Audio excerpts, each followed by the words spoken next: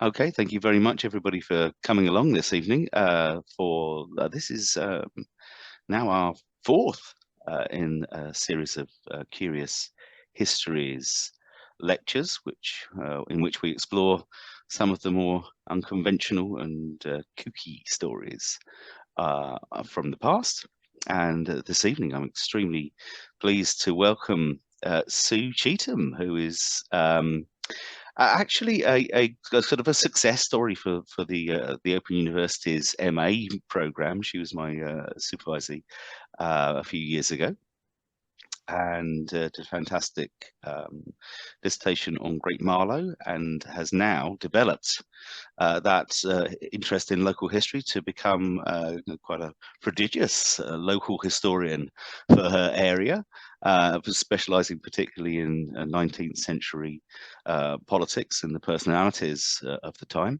And she's going to entertain us this evening with a rather roguish tale of the how would you put it, Sue? The underhand dealings, let's say, of the outlandish dealings. The outlandish dealings. That's a good idea. Of 19th century politicians who were kind of unwilling to give up their power very easily, despite being put under pressure to do so. So I will not say any more than that, because that's going to be spoilers. And instead, I'm going to hand over to Sue, who's going to tell us all about votes for sheep. Away you go, Sue. So yes, my research into Great Marlow did reveal that a Great Marlow man called Jason Povey voted in a certain way in exchange for a sheep. This actually happened in the 1841 election. Indeed, the sheep in question in the end proved to be particularly influential. I wouldn't make the claim that it's perhaps the most influential sheep in history, but it is definitely a sheep that had influence. And the story is quite fascinating. As today, politics in this little borough in the 19th century was quite fascinating. And as Stuart said at the beginning, quite outlandish, actually. So to do justice to the sheep story, I'm going to just do a little bit of preamble and talk very briefly about the electoral reforms that took place. This story that I'm going to talk about takes place in 1841, 1842. But before we get to looking in detail at the election processes that the local politicians employed at that time, I'm just going to talk a little bit about some of the things that happened before, because the story has a lot of twists and turns. I'm sure you're all aware, I'm sure you've heard of the electoral reforms of the 1830s. The Act actually passed in June 1832. And from 1831 in England and Wales, people were consumed really by the talk of electoral reform. The total number of men that could vote at that time, unfortunately, women could not vote. Indeed, really, mostly men of privilege voted, although there were some exceptions to that. But it was a very small number of men that could vote. And eligibility to vote across the country was very inconsistent, depending upon the type of franchise that existed in your place of residence. In fact, many people did vote as outsiders to an area, but the key point is there was a lot of inconsistency. Election was also perceived to be riddled with corruption. So by the 1830s, some people wanted change, nothing different to where we are currently, particularly the growing middle classes of professional men across England and Wales, and other people did not want change. There were many in the sort of landed property owning classes who had invested a lot of their own personal money in being MPs. And in those days, candidates themselves funded their electioneering. There was no support from the government. There was no cap on spending. So it was people got very invested in how they spent their money. The drawing that you can see on the slide is actually, some of you may recognize it. It's the Great Reform demonstration in Birmingham after the Second Reform Bill. The bill had just been rejected by the House of Commons in 1831. And what you're seeing here is you can probably see it, it's a temporary platform that's been erected to allow the local men to talk to the demonstrators, who were likely quite rowdy actually, and quite noisy. The men on the platform look pretty well dressed. They were likely themselves to be quite wealthy. Few working men, and I don't know of any working women or any women, had the resources to participate in politics unless they had wealthy patrons. So, here we're looking, this particular scene in Birmingham. Birmingham was pro-reform. Birmingham wanted to be able to vote. It was one of the cities that had grown quite significantly, and most people did not have the vote. So this was a demonstration because these folks were worried that they may not get the vote, that reform might be blocked, electoral reform might be blocked. Eventually, the government bowed to public opinion, and the 1832 Reform Act passed in June of that year. And that did mean that more, not a huge number more, the exact number is subject to quite a lot of discussion by historians, but maybe between another 250,000 and 500,000 more men could vote in England and Wales. So a little bit of background there. Let's just move to Great Marlow. You can see in the little square at the bottom of the map, that is Great Marlow. It would be known now as Marlow, but actually the name of the parliamentary constituency was officially Great Marlow, and the town was, both known as Marlow and Great Marlow. But here it is in the south of Buckinghamshire. You can see the counties that surround it. To the south, Marlow is on the River Thames. To the south of Marlow is Buckinghamshire.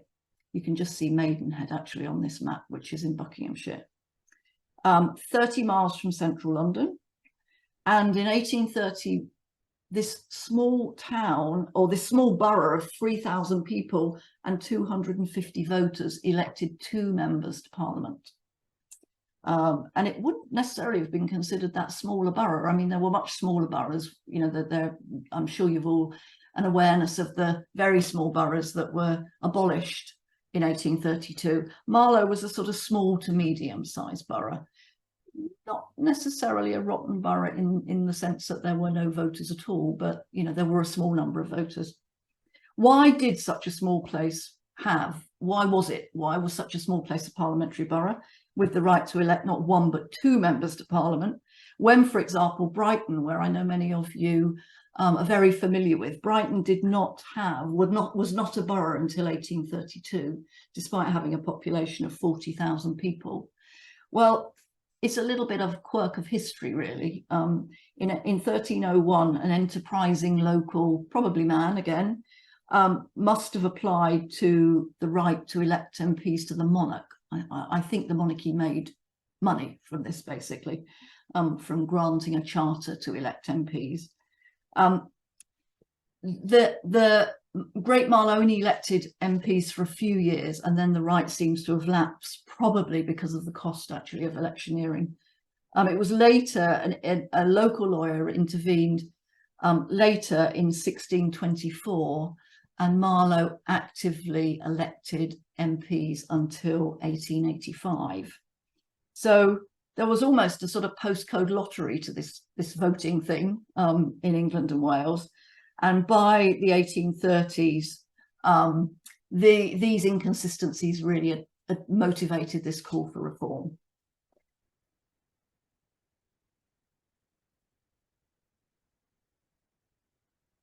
The other, one of the issues that the 1832 reforms set out to resolve was the domination of families or patrons in particularly the smaller boroughs. These, wealthy people, men who put themselves forward or nominated their associates or their family to be candidates for Parliament. And Great Marlow was one of these boroughs that was dominated. They're often called pocket boroughs, where the borough is in the pocket of a particular patron or a particular family. Great Marlow was one of these boroughs. It was dominated by the Williams family for actually a particularly long time, 1790 to 1895, nearly 100 years. And this is why, for me, it was particularly interesting. It was particularly the one question I asked when I started my research was, well, how did they manage it? You know, why didn't people come forward and challenge them as stand as candidates? Because very few people did that. And I was quite intrigued by that question. And that was what got me very interested in, you know, what sort of election practices they pursued that enabled them to do that. So the Thomas Williams, who effectively bought the borough in 1790, he was a very wealthy man. He was he made a lot of money in the copper business and later on moved into banking. So they were a very wealthy family. He effectively bought enough property in the borough for him to be able to influence enough people to vote for him, and to secure his place in Parliament as a member of Parliament. And he bought the borough in around 1788, and sure enough, by 1790, he was elected to Parliament.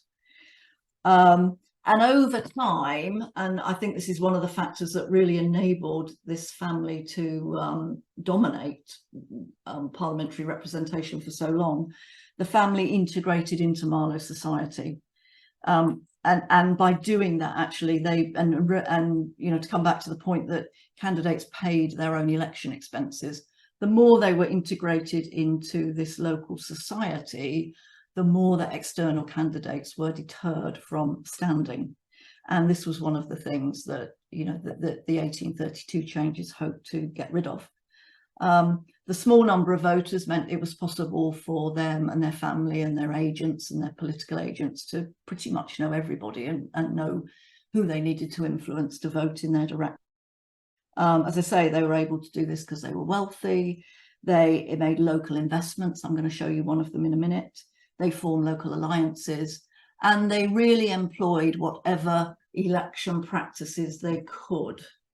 I actually found a very interesting piece in an 1859 newspaper where they had looked at all the candidates and elections between 1754 and 1857. And the following observation was included, which I think, when I put it in modern day context, will give some perspective as to why these MPs, these politicians, were so successful. This was their observation. It was the practice in olden time. They didn't specify olden time, but the amounts of money suggest it wasn't too olden time. It was the practice in olden time to give in this borough the voters between 15 and 30 pounds and a dinner and bottle of wine each. Now, that may not seem much to us, but I went into the Bank of England inflation calculator, and in today's money, £15 is £1,600 and £30 is £3,200. So effectively, they're, you know, I'm going to call it what it was, a bribe. Effectively, you know, they were fairly substantial amounts of money that they were extending to local voters. Not all of them accepted, I'm perfectly sure of that, but certainly, you know, the one of the other aims of the Reform Act to get rid of corrupt election practices, I think that piece in the newspaper just exemplifies the sums of money that were involved. I just wanted to give, I know there's some of you are from Marlow, some of you are from the Brighton area, so I wanted to just give a little bit of a comparison with Brighton. Brighton only became a borough. It was one of the boroughs that was enfranchised in June 1832. Despite it being a thriving resort town, and with post-June 7,000 voters, so a substantially different sized borough than tiny Great Marlow. But you can see even then that, you know, change is never simple. And on the face of it, I looked at it and thought, well, of course Brighton should be enfranchised. particularly as you have a borough like Great Marlow, and there were other boroughs that were, you know, didn't have a significant number of voters, certainly not 7,000. And yet you can see here from the quotes, I particularly like Sir Thomas Baring, what he said about Brighton. He said, "Such mushroom places as these, which derived importance only from the migratory shoals which annually resorted to them." So he seems not to have had a great deal of regard for Brighton's success as a resort for visitors. But I think an interesting illustration from these three politicians that change is as difficult today, as is difficult then as it is today. But let's go back to Great Marlow. And I want to introduce you actually to the three most prominent men and politicians during that time, two of which were MPs, and one of which was not an MP, but was equally as influential outside of Parliament as a politician. So I have two here. There's Thomas Piers Williams and Thomas Weatherhead. You'll see immediately, so we have Thomas Piers Williams, Thomas Weatherhead, William Clayton. You'll see immediately we have a collection of very similar sounding names, and it gets very confusing. I remember when I was researching and I was trying to become familiar with these folks that I kept having to check the names, because Thomas Piers Williams' grandfather was Thomas Williams, which is why Thomas Piers used the Piers, because although his grandfather died in about the early 1800s, he was still very well known in the borough. And unless it was very clear which Williams it was, everyone just assumed it was his grandfather, Thomas Williams. And clearly, you know, this protocol of naming people after families, after prominent families and the king, it does lead to this duplication of names. So forgive me, if I could have changed the names, I would, but the names are the names. So we have here Thomas Piers Williams. He was, in the end, an MP for 48 years, from 1820 to 1868. I mean, he literally became an MP, I think, when he was 20. He very rarely went to the Houses of Parliament. I mean, not only, as you'll see, were his election practices dubious, not that his opponents were necessarily any different, but he very rarely went to the House. He, by this time, had moved into banking. He was very active in Wales. His home estate was in Credoon in Wales. But he survived for 48 hours, and 48 years, ironically, eventually becoming the father of the house, the oldest member of the house at that particular point in time. The interesting thing is his father, Owen Williams, both Owen Williams and Thomas Piers Williams, father and son, were both MPs between 1820 and 1832. So you can imagine what it was like living in Great Marlow if you were not a Williams supporter. And actually, it was examples like this that provided a lot of the groundswell for electoral reform.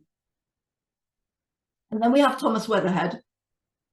He's depicted here on a Whitbread sign because Whitbread bought the Weatherhead Brewery. It was a big local brewery throughout Buckinghamshire, but they didn't buy it until well into the 20th century. He was a very wealthy, he made a great deal of money out of brewing. And in fact, he was the chief brewer until the day that he died in 1849. So he very much kept the recipe to heart. He expanded pubs throughout Marlow, throughout Buckinghamshire. He was involved in most activities in Marlow. There was very little that escaped him. He was a great supporter of Thomas Piers Williams, and that was very important for his political success, because not only did many inhabitants work for him in the brewery, he also owned and leased well in excess of 20 pubs in the town and Marlow parish.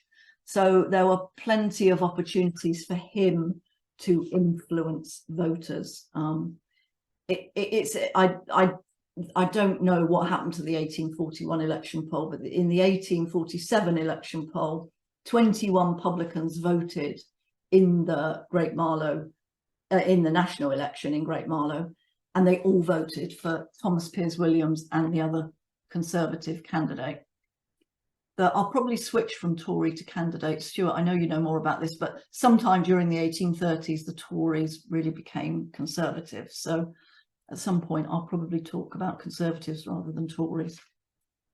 Just to give you another illustration of how the Williams family really integrated into the local community.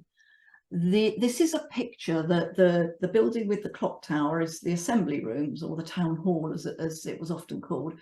And next to it, just behind the obelisk, which is now a Boots, I think you can see that, that was the Crown Hotel.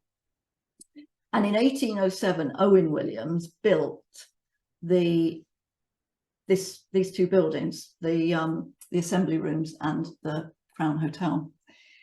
Now, I don't want to make you envious, but it's just going to become an everyman cinema. I think it's opening in quite a few weeks now, the assembly rooms. I don't know how Owen Williams would have felt about that, but it's a testament to the longevity of the building. And he actually built it so that although you can't quite see the river from these two buildings, but you have a view right down the high street to the big parish church and then onto the river. So it was a very prestigious position in the town. Now they were not being entirely altruistic when they built this building. There's no doubt it added to the fabric of the town. You know, it would have been considered a very worthy town improvement at the time, but they really built it for election purposes. They created a place to meet and to organise and influence their political supporters. And the borough was so small, you know, the borough only consisted, we'll see in a little while, it only consisted of a few streets in the town. And it was so geographically tight, the borough, that most of their supporters could probably walk there between 5 and 10 minutes. So they were not being entirely altruistic when they built this. And actually in 1826, they had probably their first significant challenge from a Whig candidate called James Morrison, a very wealthy London trader. And they refused to let him stay at the Crown Hotel. He actually had to travel 4 miles to into High Wycombe to find accommodation, and presumably he had to find a local, you know, supporter sympathetic to him who loaned him space from which to do his electioneering. So, you know, they were strategic thinkers in how they built their influence within the borough and the town. And then this is William Clayton. He was the other borough MP between 1832. Owen Williams died in 1832. Thomas Piers Williams and William Clayton were the 2 MPs from 1832 to 1842. And he became Sir William Clayton, the 5th baronet in the family. His father and grandfather had been borough MPs during the 18th century. In fact, it was his father that sold his property in the borough to Thomas Williams, ironically, because he couldn't afford to pay for his daughter's wedding and dowry. So he had to sell the property to raise the money. I think he paid about £10,000 for it, Thomas Williams. And that was always a little bit of a source of contention between the two of them, that it had been his father that really had enabled Thomas Williams to take on the borough. But he was a popular candidate, William Clayton. You know, they were a very well-established family, the Clayton family. They were very well respected. William Clayton had fought at Waterloo, and he came back from Waterloo and wanted to become a member of Parliament. There was a lot of status involved in that for a gentleman. Unusually for the time, he divorced his wife for adultery, which was very unusual. There were very few divorces at this time in history, and all divorces actually had to be considered by and approved by the House of Lords. So, and you know, the newspapers were then free to report on the grisly details, and there were many grisly details. Who he thought was his youngest child was not actually his youngest child, was revealed, and this was the child of his wife's subsequent new husband.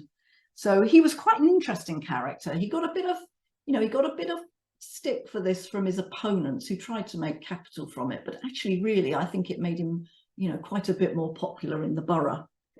There were a lot of elections in the 1830s. He stood in the 1830 and 1831 elections. He couldn't unseat either Owen or Thomas Piers Williams. And it was really when Owen Williams died in 1832 that he was able to seriously believe that he could become an MP for the borough. So there's the three of them. A really important piece of sort of context to what happens next. And as I say, there's a lot of twists and turns in this story. It took 3 bills actually before the Reform Act was passed. In the first Reform Bill of February 1831, you'll see in this cutting is from the Bucks Gazette, a local county newspaper dated the 5th of March 1831. Great Marlow is in the middle column, and along with 47 other boroughs with less than 4,000 inhabitants, it was proposed that the borough would have 1 rather than 2 MPs, which, for me looking at it, seems quite reasonable. It wasn't a big place. There were much more worthy candidates, Birmingham, Brighton, Manchester, and so on. But of course, it wasn't really a very popular idea at the time for a borough to lose 2 MPs. It was a sign of status and importance. And, this is where sort of the whole issue of change clicks in. But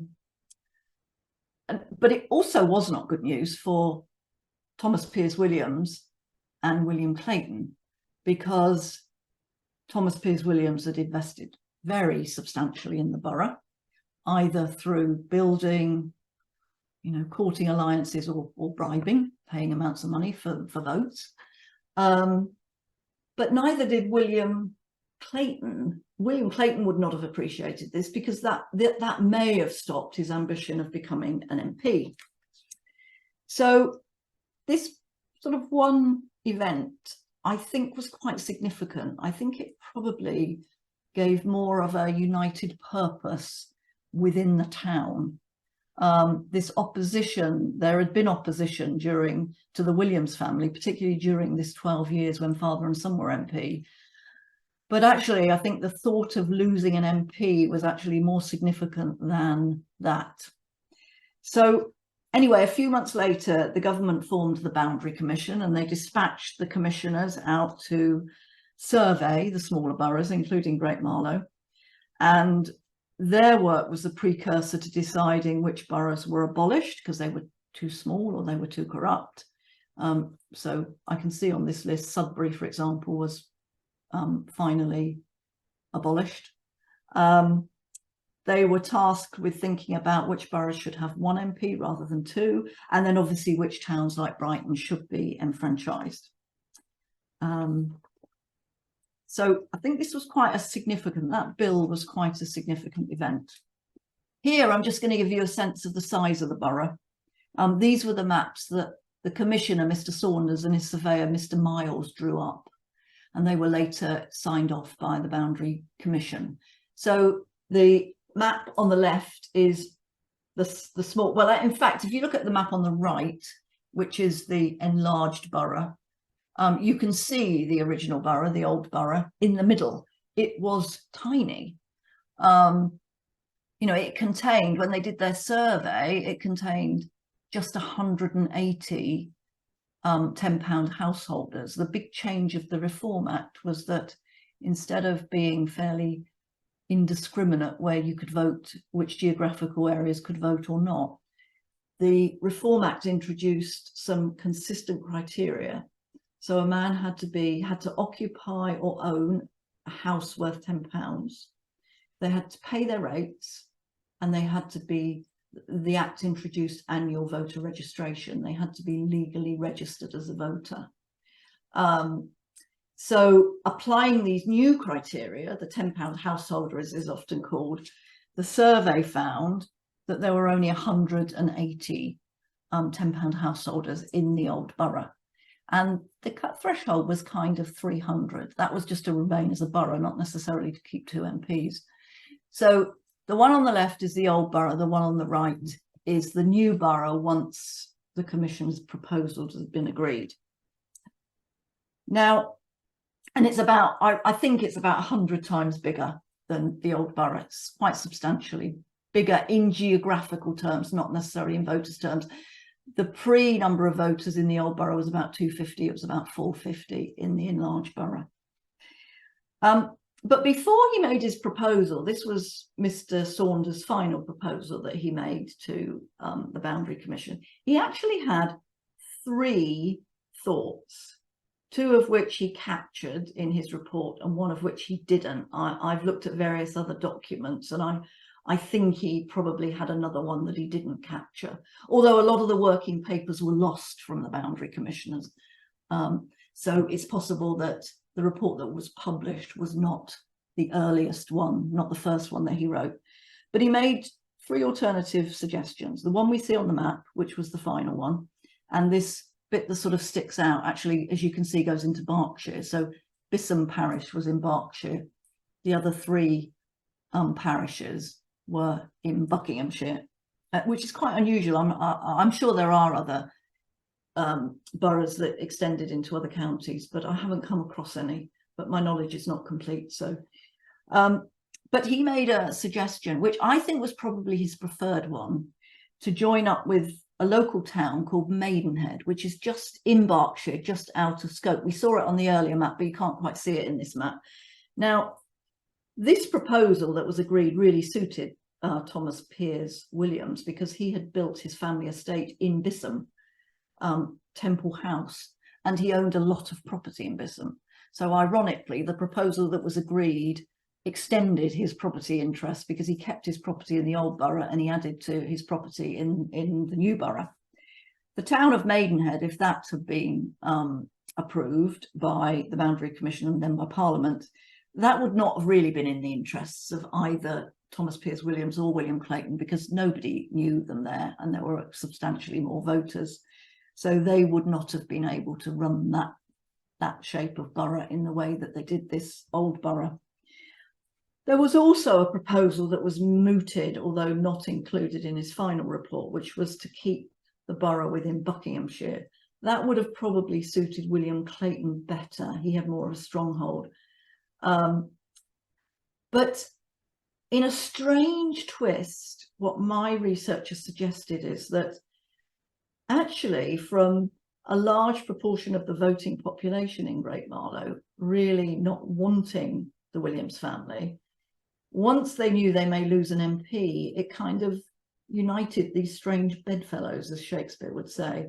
And Williams and Clayton and their supporters actually united on the option to extend the borough into Bisham, despite Thomas Piers Williams' property in the borough.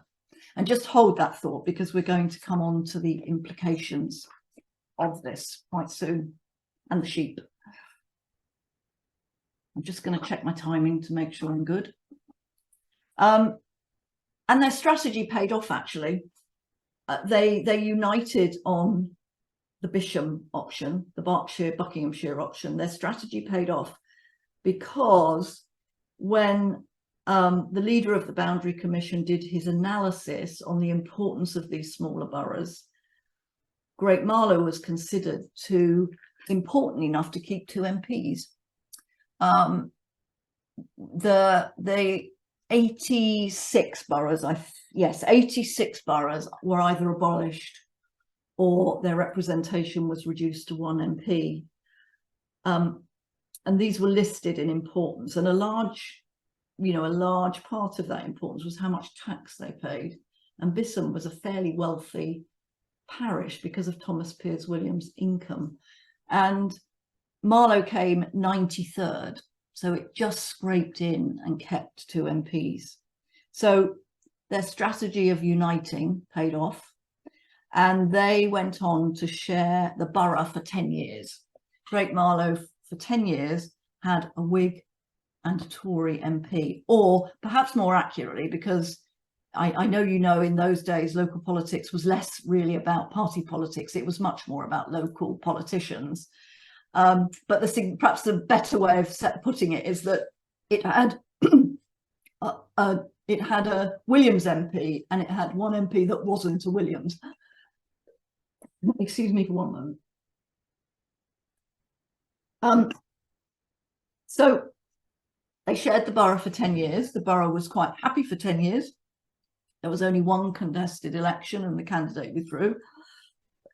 So the borough was relatively harmonious, which isn't to say that the two MPs agreed, because they didn't. They were still opposed to each other. But in 1841, there was another election. And by this time, the Conservatives actually they were quite hopeful they could get back into government. So Thomas Piers Williams and Thomas Weatherhead, whether pressurised, I don't know, they put forward a second Conservative candidate.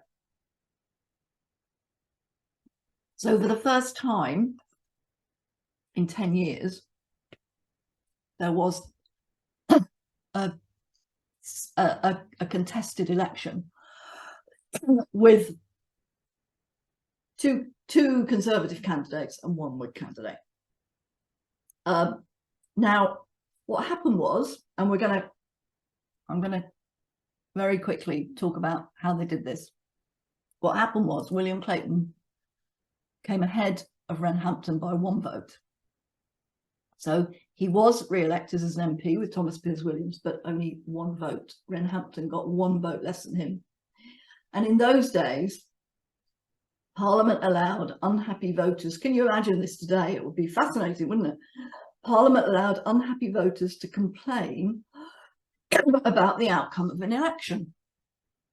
So 3 Great Marlow voters raised a petition. You raised a petition, you sent it to Parliament because MPs decided, and assuming it was not found to be frivolous, a committee of MPs would hear the complaints raised by, in Great Marlow's case, 3 voters. Great Marlow wasn't the only petition to be raised in 1841. There are actually 26 election committees or election inquiries in that year.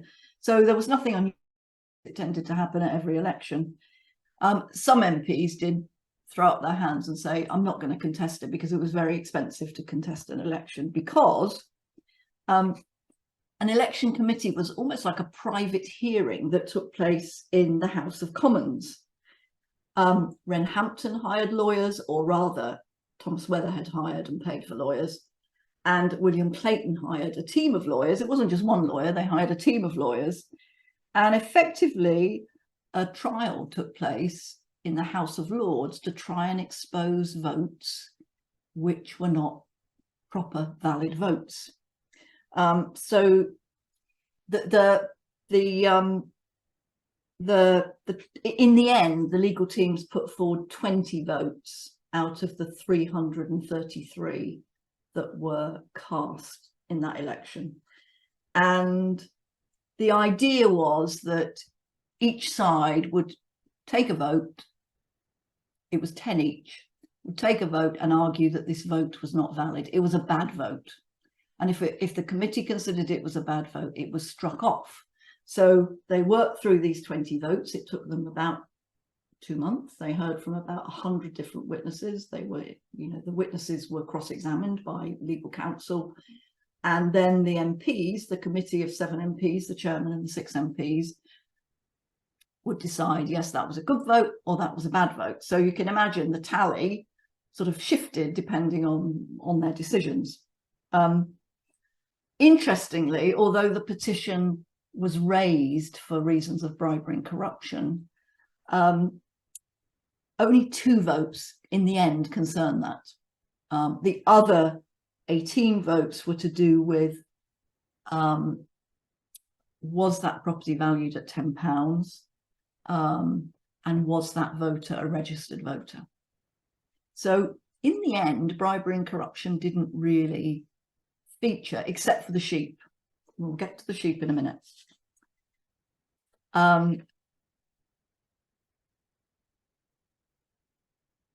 So I'm now going to move into, which for me really is the most interesting piece.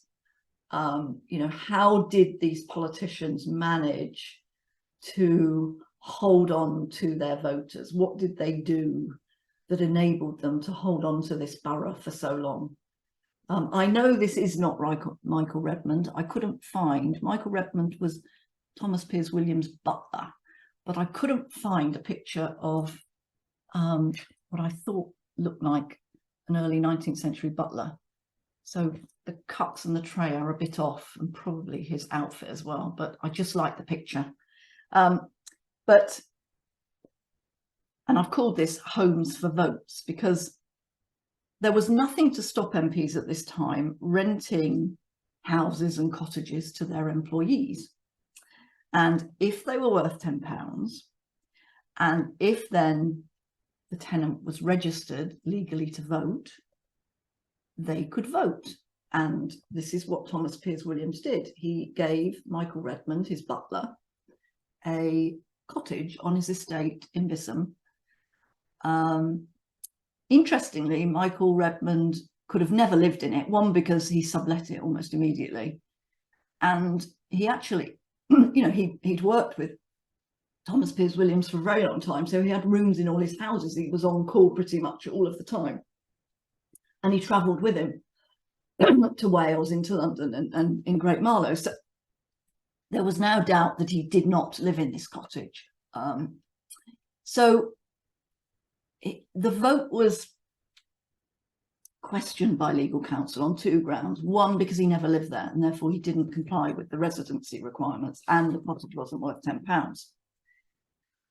Unusually, Thomas Piers Williams gave evidence to the commission, and he did concede to the inquiry that the house that Redmond rented and was a registered voter for was purely for the purposes of enabling him to vote. You can see the line of questioning here, which I won't read out. I'll come on to the revising barristers in a minute that he refers to, but he conceded that you know, he'd extended this cottage to his butler purely for the opportunity for him to vote. But he claimed to know nothing about the value of the cottage or whether Redmond actually lived in it. And in fact, he replied at least 10 times in the minutes of the proceedings, "Upon my word, I do not recall, upon my word." So he remembered some things, but not others, which I don't think is so surprising. 4 of the committee members clearly did not believe him. They believed that the vote was bad. But interestingly, 3 did, despite being confronted with really quite, I mean, to me, it was one of the much clearer cases where this was a device to enable his employee to vote for him. The professional property valuer who was called to give evidence, a gentleman called John Terry, explained how he did it. He valued the parish in 1838, which was a very common event to assess the level of the poor rates. William's agent had instructed him, rather than valuing just the cottage that Michael Redmond was purported to live in, he asked him to value a lot of buildings. The cottage that Michael Redmond had was in a run of 3. So he asked him to value the run of 3 cottages, one garden that was close by, one garden at some distance, a saw pit, a sawing house, a carpenter's shop, and a yard. And it was on the basis of that consolidated parcel of property and premises that Thomas Piers Williams and his political agents were then able to argue that Michael Redmond should have the vote.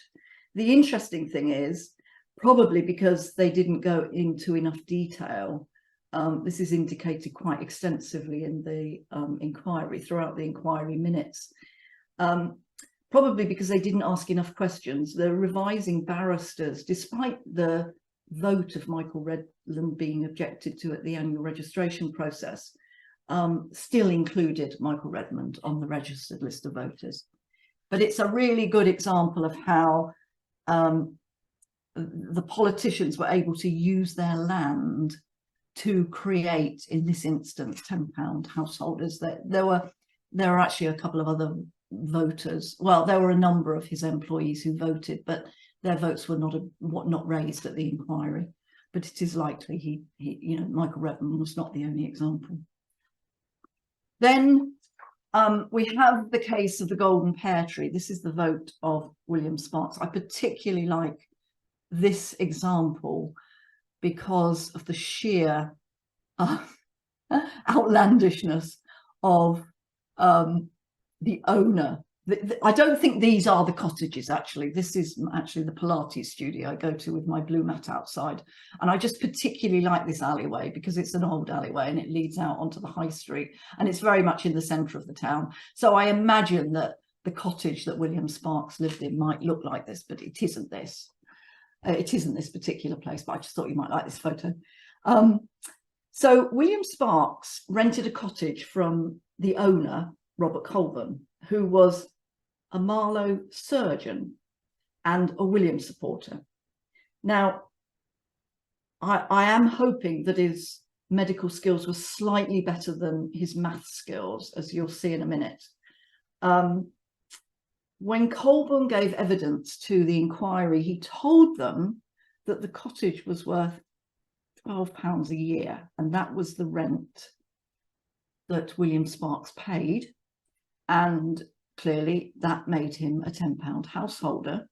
Hence, Robert Colburn was able to instruct his tenant to vote for the two Conservative candidates in the 1841 election.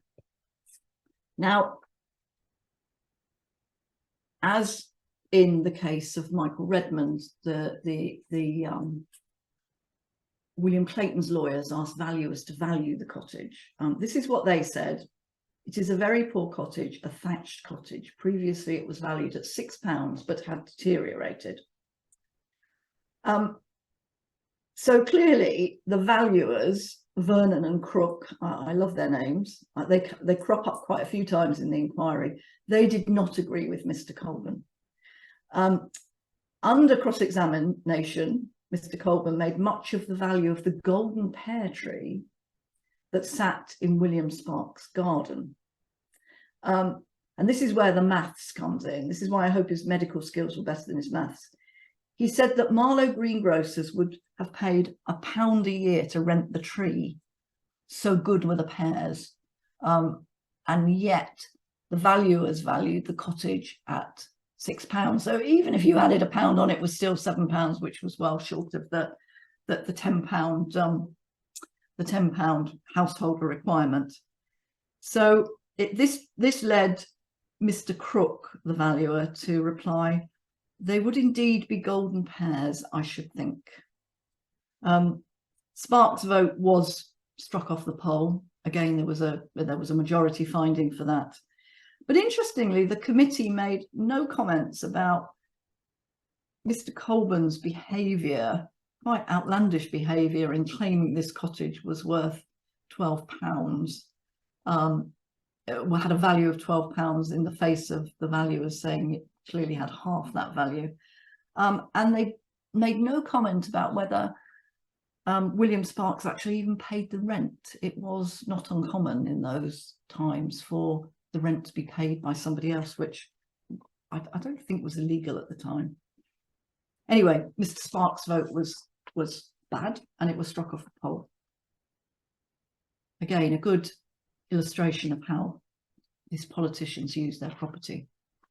And then we have an interesting one, the vote of James Giles. And this again is serendipity. This is the twists and turns of this story. The joy of paperwork, or in this case, the wrong paperwork.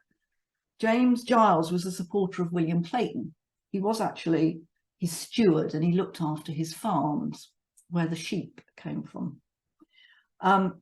Clayton extended the use of 2 houses to his steward. Both were valued, both had a value of over £10. Giles lived in one and he sublet the other. And during the trial, the prosecution accepted that Giles was eligible to vote. And they approached the chairman to withdraw their objection to the vote. But in a bizarre twist, I had to read this very many times to make sure I'd understood. The chairman said he couldn't make the decision there and then because he needed to consult with the speaker, who was at present at prayers, and therefore the decision could not be communicated until the following morning.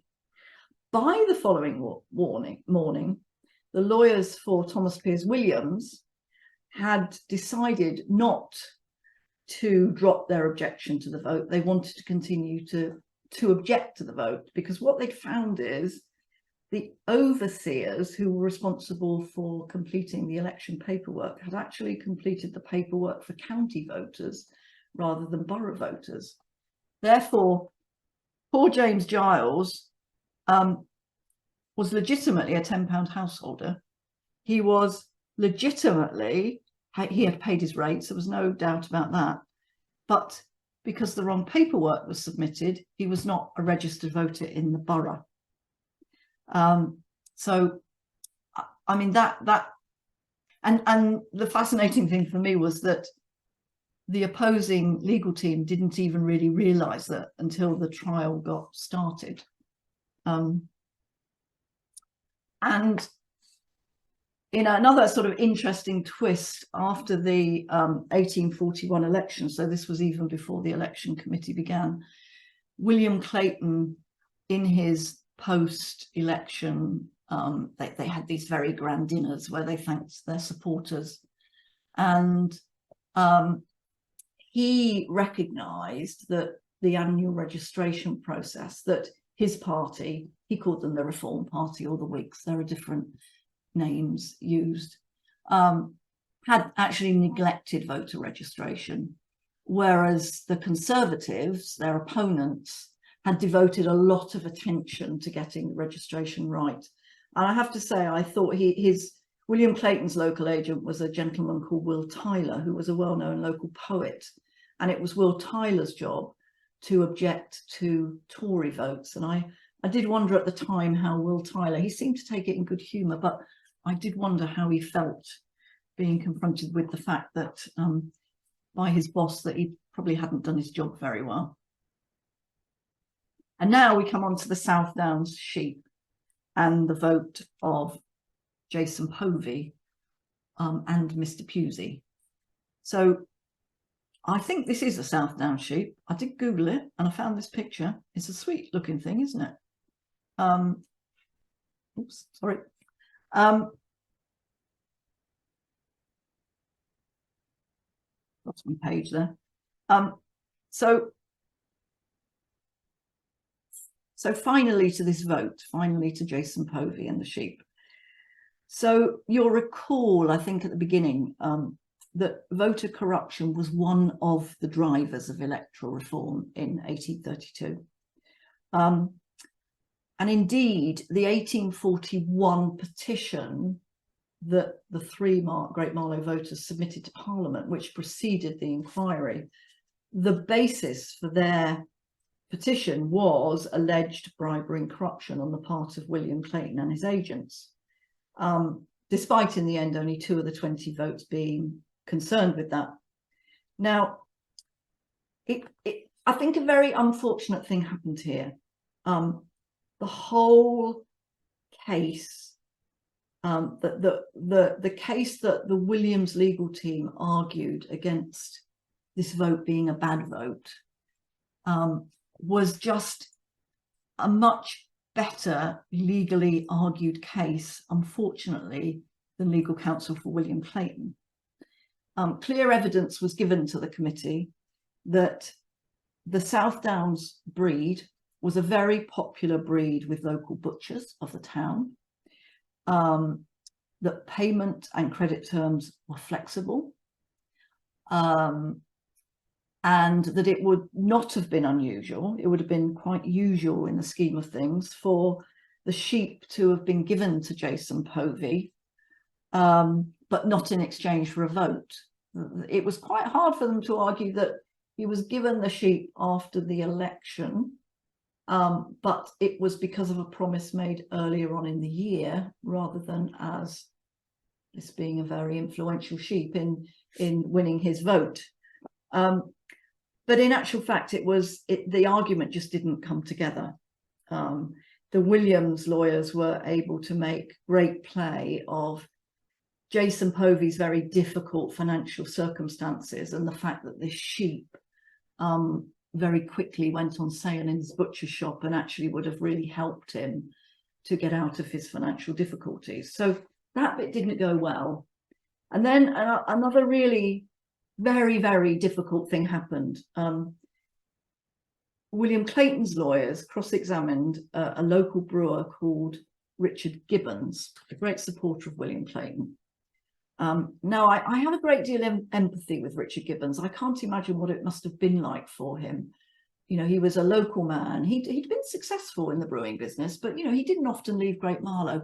And he suddenly found himself in this courtroom in the House of Commons, faced with all these very daunting lawyers and MPs. And it seems that he got very flustered. And the committee couldn't reconcile a number of his answers to questions from both legal teams. And in the end, they accused him of perjury. They accused him of lying about meeting Jason Povey, to the point where it actually looked as if he was the person that had persuaded Jason Povey to vote for William Clayton in exchange for the influential sheep. So, in fact, it was such a difficult series of cross-examinations that they sent him to Newgate. They said that he perjured himself. They'd misled the inquiry and they sent him off to Newgate. You can imagine this did not help William Clayton's case to maintain this vote. When the vote came, and the damage was done really, because this was then the story that got into the papers the next day, that you know, Richard Gibbons was a part of this plan to bribe Jason Povey with the sheep, and it really didn't put William Clayton in a good light. Actually, what I'm showing you here on the slide is when the minutes came out. Unfortunately, they were not published until the 14th of April, 1842, 2 weeks after the committee had wound up. The misunderstanding was revealed. I mean, at the time, the committee thought they were asking about Povey's vote. The minutes clearly revealed they were asking about a Mr. Pusey's vote. There definitely was a Mr. Pusey that voted in the 1841 election, but by then the damage was done. The misunderstanding was revealed too late. Fortunately, Gibbons was released from Newgate and no further action was taken, indicating that it was really a bit of a huge misunderstanding. But you know, you can imagine the bribing of a voter with a sheep. The sheep became something of a revered animal and did not help the case that William Clayton had not bribed this voter. So, although I'm sure by the time he was released from Newgate, the truth really mattered to Richard Gibbons, it didn't really matter by that time because the committee had already made the decision to strike off Mr. Povey's vote. But I do have a great deal of empathy with Richard Gibbons, presented not only with the House of Commons, but then with a term in Newgate jail. I think such were the twists and turns of those election committees. So, did the committee get it right? Well, by the time the bad votes were struck off, the election outcome was ironically reversed by one vote. So rather than William Clayton being ahead of Wrenhampton by one vote, Wrenhampton was ahead of William Clayton by one vote, and therefore he was duly elected. William Clayton was struck off, never to be an MP for Great Marlow again. Interestingly for me, and I'm not I don't have a deep expertise in these election committees, but the minutes of the election committee offered absolutely no opinions on the legality of what they found. Now, actually, the minutes were not complete. They didn't include the discussions of legal counsel. They were really the minutes of cross-examination. But nevertheless, no opinions whatsoever were offered on the legality of some of these practices. So while cash bribes were clearly illegal, it's not really clear whether, reconfiguring your gardens or your your property was actually illegal or not. Stuart, you may have more to say on that. And interestingly, these election committees, which you've seen, you know, were very long. They were very costly. By 1868, judges were appointed actually to preside over their considerations, adding much needed legal perspective. What do I think? I think that Thomas Piers Williams might have just been a little bit luckier than William Clayton.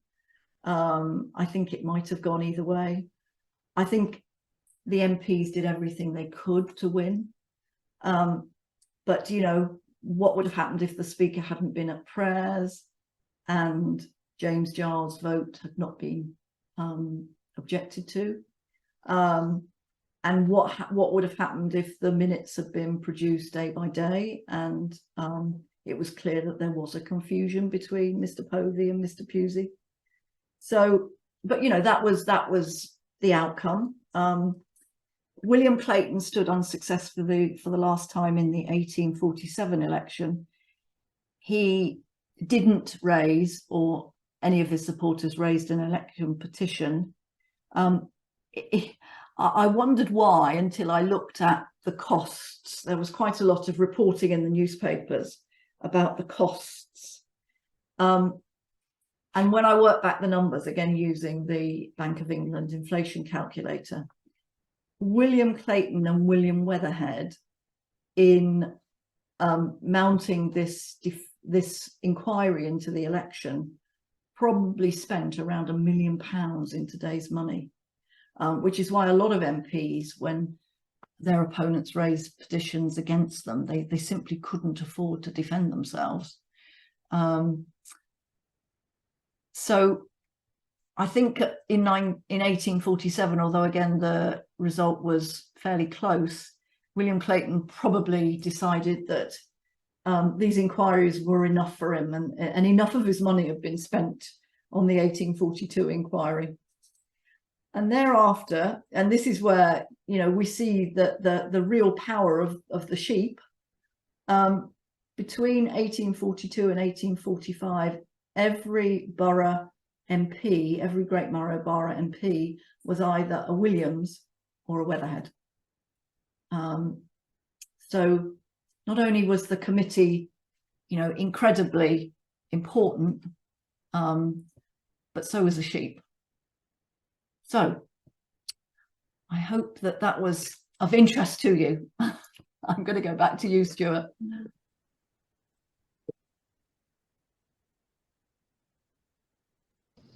That's fabulous. Thank you very much, Sue.